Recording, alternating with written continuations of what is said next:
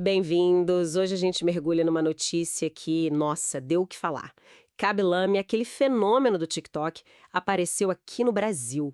E isso logo depois de ter sido detido lá nos Estados Unidos. A gente deu uma olhada no que saiu no R7, UOL, G1, para entender direitinho essa história. O que rolou nos Estados Unidos, essa chegada repentina em São Paulo e também, claro, quem é o Kaby Lame, né, para contextualizar. Então vamos lá. O básico primeiro. Kaby Lame no Brasil. Como é que isso aconteceu? O que levou ele a vir para cá? Olha, o ponto central que todas as fontes confirmam é que ele foi detido pela imigração americana, ICE, sabe? Lá no aeroporto de Las Vegas. Isso foi na sexta passada, dia 6 de junho. E o motivo que deram, assim, oficialmente, foi que o visto dele tinha vencido, o prazo de ficar lá estourou, ele tinha entrado nos Estados Unidos em 30 de abril. 30 de abril. Nossa, então, quase 6 semanas antes. E não foi uma visita qualquer, né? Ele participou do Met Gala lá no começo de maio.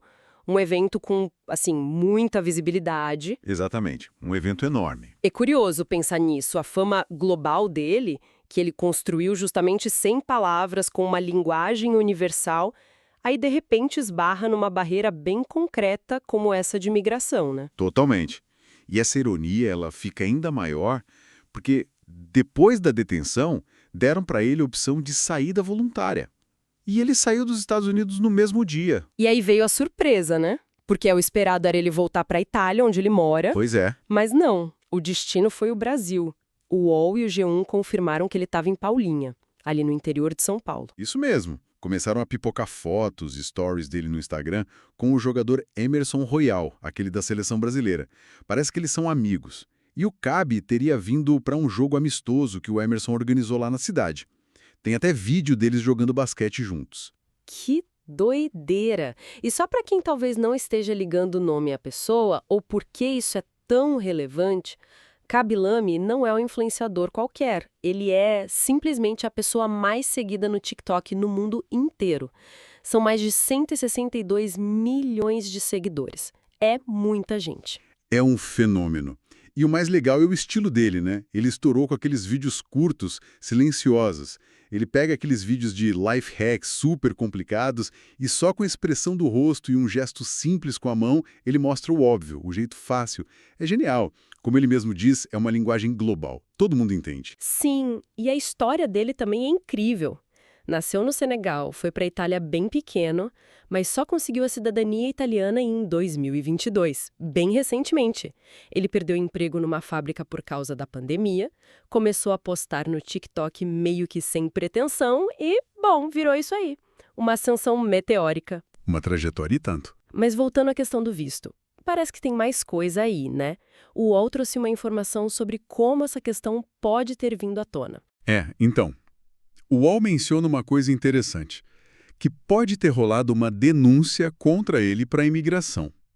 Quem teria feito essa denúncia seria uma pessoa chamada Bo Laudan, que eles descrevem como alguém próxima ao filho do Donald Trump.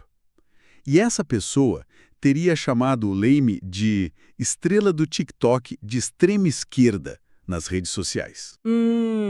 Interessante essa camada extra.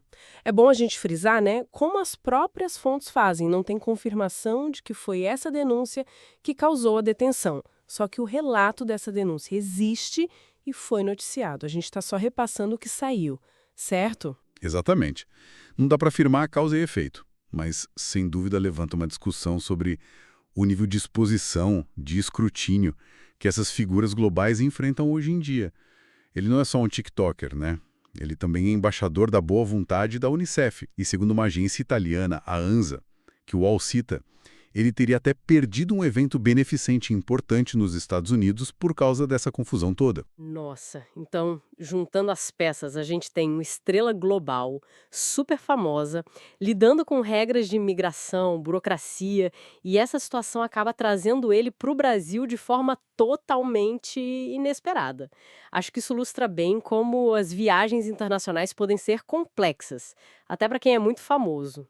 Com certeza. E mostra também o poder dessa fama digital, né? A força da comédia silenciosa dele, que realmente atravessa fronteiras. E talvez essas interseções complicadas entre ser uma celebridade, questões de imigração e, quem sabe, até política. A presença dele ali em Paulínia, por um jogo com o Emerson Royal, é um exemplo perfeito de como essas conexões globais acabam se manifestando aqui, localmente, de um jeito bem inusitado. É verdade. Uma viagem que era para ser uma coisa e virou outra completamente diferente. Da detenção lá em Las Vegas para um jogo amistoso aqui em Paulínia. Que reviravolta. Pois é.